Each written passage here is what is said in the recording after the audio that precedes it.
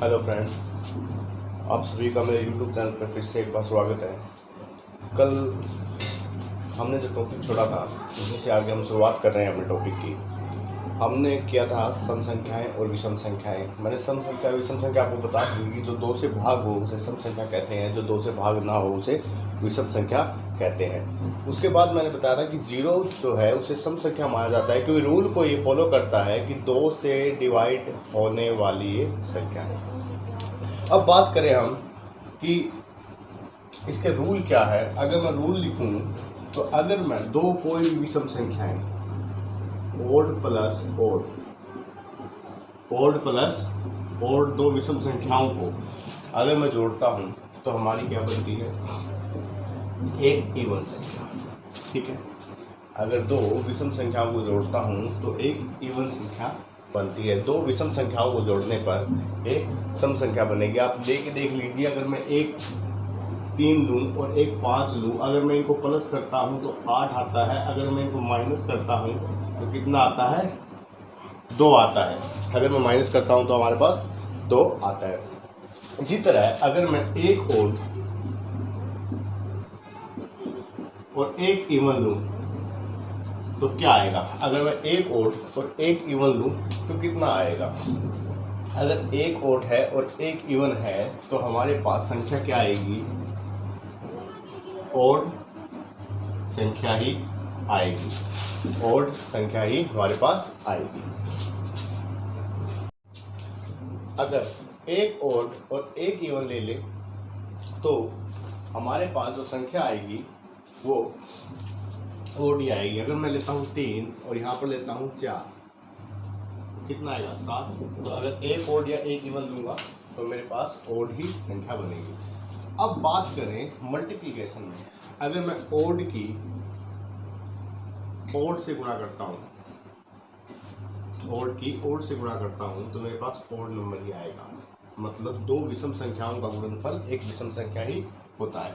अगर एक इवन है और दूसरी ओड है, एक सम संख्या है और दूसरी विषम संख्या है, तो क्या आएगा, तो मेरे पास हमेशा इवन ही आएगा। आप देख लीजिए, इवन मैं ले लेता हूँ 4 और ओड ले लेता हूँ 3 तो कितना आ रहा है, 12। तो ये 12 क्या है, आपका एक सम संख्या है। चलिए आगे बात करते हैं।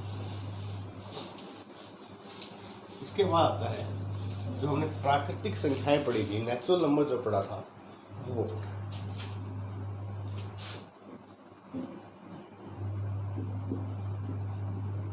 नेचुरल नंबर, प्राकृतिक संख्या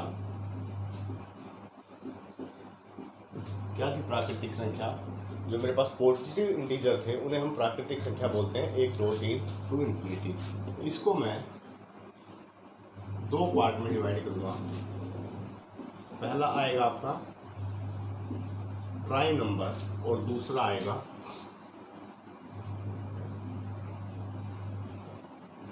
कंपोजिट नंबर। पहला आएगा प्राइम नंबर और दूसरा आएगा कंपोजिट नंबर। प्राइम नंबर को बोलते हैं अभाज्य संख्या और कंपोजिट को भाज्य संख्या। प्राइम नंबर को कंपोजिट संख्या, प्राइम नंबर को भाज्य संख्या और कंपोजिट नंबर को भाज्य संख्या। अब ये क्या है, अक्सर स्टूडेंट्स के डाउट रहता है कि प्राइम नंबर क्या है, कंपोजिट नंबर क्या है, रिलेटिव प्राइम क्या है, को प्राइम क्या है। ठीक है, ध्यान से सुनिए, आपके सारे डाउट अभी क्लियर हो जाएंगे। अभाज्य संख्या वो संख्या जिसके 2 ही फैक्टर हो, 2 ही फैक्टर हो, मतलब एक तो वो एक हो और एक खुद हो, स्वयं हो।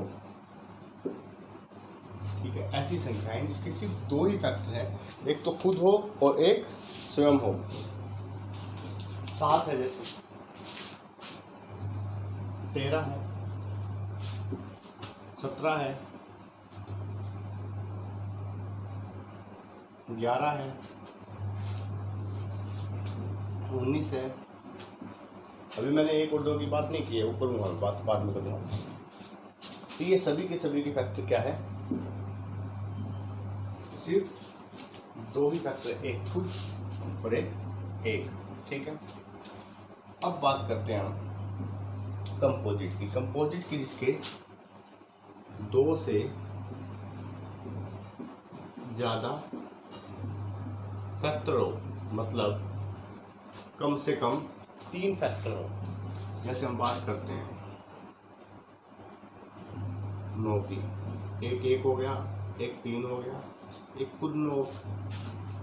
बात करूँ 10 की, 2 पे जाएगा, 5 पे जाएगा और खुद 10 पे जाएगा। बात करूँ मैं 12 की, 3 पे जाएगा, 4 पे जाएगा, 6 पे जाएगा और खुद 12 पे जाएगा। तो इससे कितने फैक्टर हो गए? कितने की टेबल में आ रहा है ये नंबर? 4 की टेबल में, 3 की टेबल में, तो ये भी 3 की टेबल में। तो ये सारी की सारी संख्याएं क्या आपकी भाज्य संख्याएं हैं।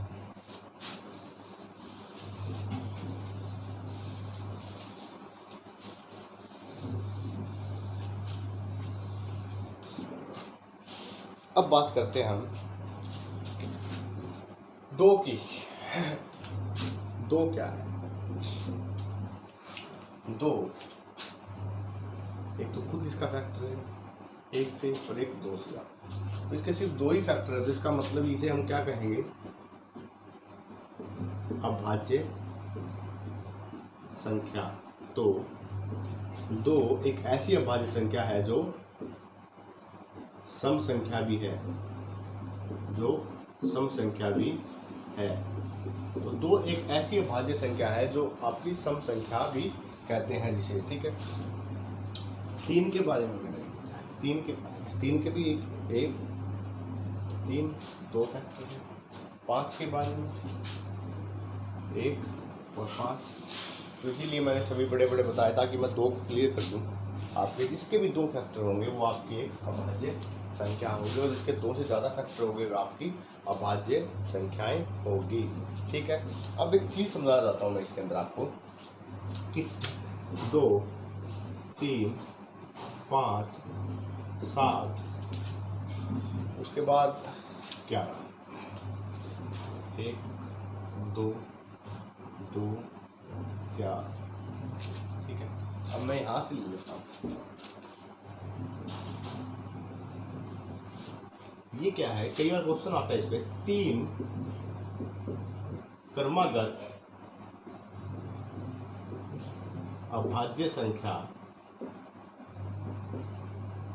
जिनका अंतर समान है या अंतर 2 का है, वो कौन सी है? 3 5 और 7 3 क्रमागत अभाज्य संख्याएं हैं जिनका अंतर 2 का है।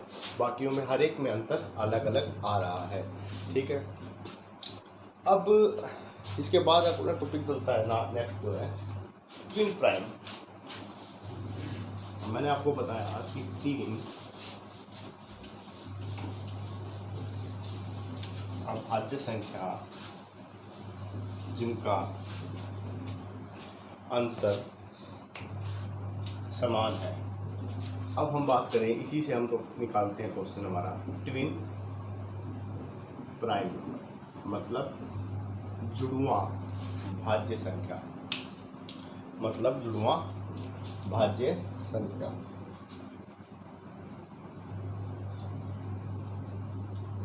जुड़वां भाज्य संख्या कौन सी होती है?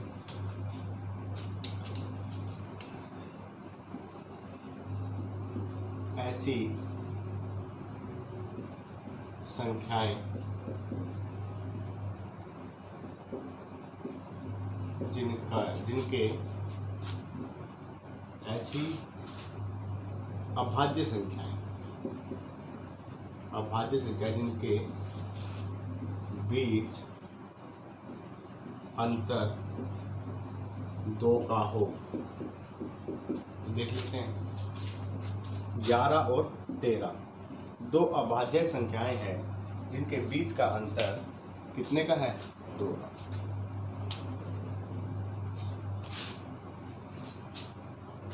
बीच का गैप 2 का, सॉरी अंतर है, गैप बात एक ही है। या 15 और 17, ये भी आपकी 17 और 19 ले लीजिए, 17 और 19 ये भी ट्विन प्राइम है। 5 और 9, 5 और 7 सॉरी, ये भी आपके ट्विन प्राइम है। तो इन्हें कहते हैं जुड़वा अभाज्य। तो ट्विन प्राइम का हो गया। अब इसी पे थोड़ा बहुत आपको मैं बता दूं, अगर काउंट करोगे तो 1 से 50 तक अभाज्य संख्याएं की बात करें तो आप निकाल के भी देख सकते हो, लेकिन अगर टाइम बचाना है एग्जाम में तो छोटी छोटी चीजें आप याद करो तो बैठ रहे हैं। 15 अभाज्य संख्याएं हैं। 1 से 50 तक आपकी जो अभाज्य संख्याएं हैं वो 15 है। और 51 से 100 तक जो अभाज्य संख्याएं हैं वो कितनी है? 10। इसी से आप देखो 1 से 100 तक अभाज्य संख्याएं कितनी हो जाएंगी? 25। तो आपकी 1 से 100 तक जो अभाज्य संख्याएं हैं वो कितनी हो जाएगी? 25 हो जाएगी। ठीक है।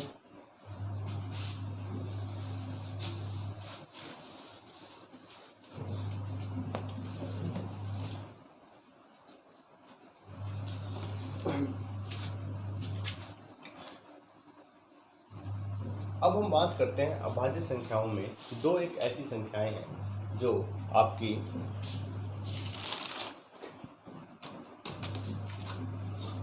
कहलाती है रिलेटिव प्राइम नंबर और को प्राइम नंबर। अब ये दोनों आपको बुक्स में या नेट पे यही मिलेगा कि लगभग सेम है। रिलेटिव प्राइम नंबर सह अभाज्य संख्याएं और को प्राइम नंबर। अब इसके अंदर क्या फर्क है? रिलेटिव का देख लीजिए पहले और फिर को प्राइम का। कोई भी दो नंबर ऐसे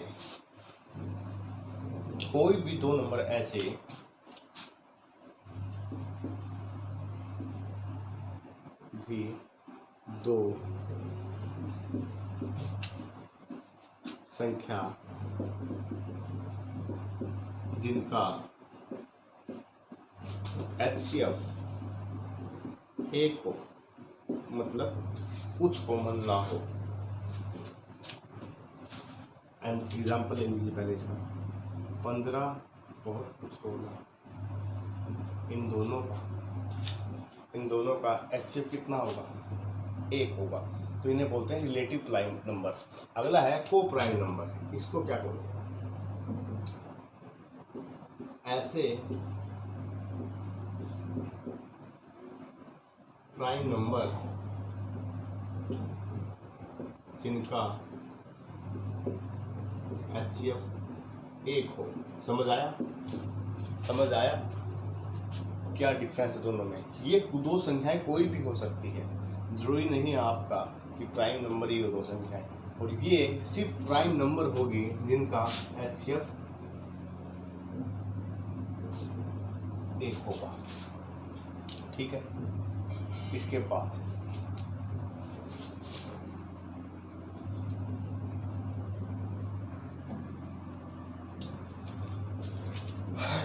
बाद आता है कंपोजिट नंबर।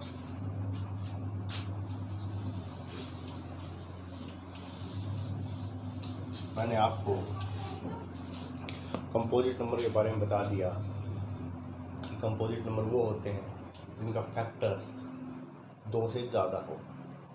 तो अगर बात करें 1, 3, 5, 7, 2, 4, 6, 8, 9, 10 की बात करता हूँ तो पहला नहीं है ये दोनों, पहला 3, ठीक है, 5, 6। अब 4 के फैक्टर क्या है? 4 के फैक्टर 1, 2, 4, ठीक है, 5, 6, 7, 8, 9। तो लिख लीजिए एक लाइन लिख लीजिए कि सबसे छोटा कंपोजिट नंबर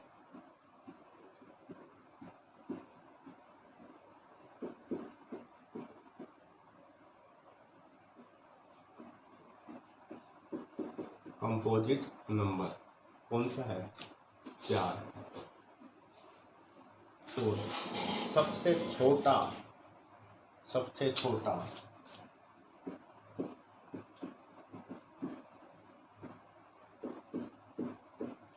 ओड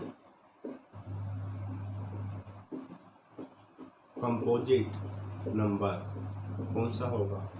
ये ओड नहीं, ये इवन है, इसके बाद आता है 9, तो सबसे छोटा ओड कंपोजिट नंबर कौन सा होगा? 9। तो ये थे हमारे प्राइम नंबर और कंपोजिट नंबर। दोस्तों रेगुलर क्लास चलेगी, लॉकडाउन के कारण हमारी क्लास लग नहीं पा रही है, इसीलिए मैं चाहता हूँ कि आप यूट्यूब के माध्यम से अपने सिलेबस को बीच में ना छोड़ें, ताकि कवर कर लें, ताकि आप जितने भी दिन ये छुट्टियाँ के बीच में आ रहे हैं ये नुकसान ना करें अपने सिलेबस का। ठीक है, ओके, नेक्स्ट क्लास में फिर मिलेंगे। Thank you.